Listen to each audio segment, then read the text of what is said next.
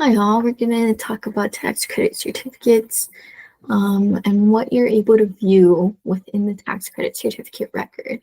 So if we click the tax certificates tab here within our Salesforce platform, all of these tax credit certificates, HC- whatever number this is, they're all hyperlinked to the certificate record. So you can click any one of them and it'll take you to the record. So we're going to click this one and we'll talk a little bit further about what information is provided in here.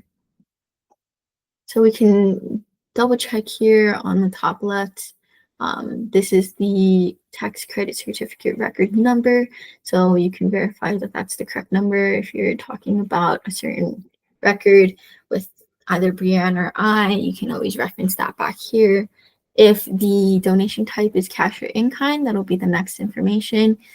The donation year, tax year for it will be here. If it's 2024, 2023, or 2025, that will be located here. Your nonprofit organization's name will be right here.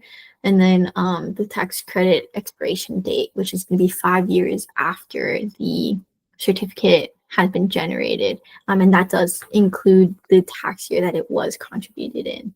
And then the delivery status, if you have sent your certificate to the donor via email, this will be in sent status, and then the send button is over here if you're looking to send it. And then if it has been sent, then it'll show you by which nonprofit staff it has been sent by and the date and time that it was sent on.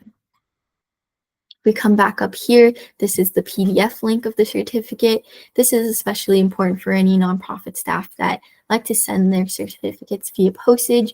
You can look at the PDF, and on the top right hand over here, you can print the file. And then you can send that however you need. If the status is issued or voided, that will be indicated here.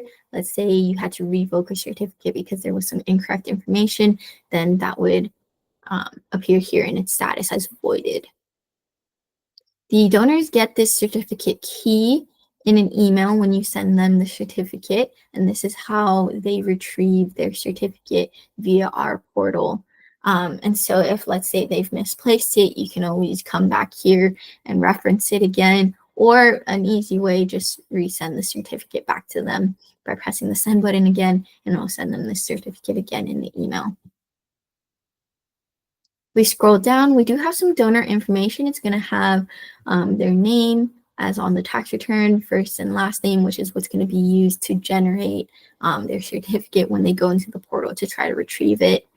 If they have an email address or phone number on file, that information is going to be here.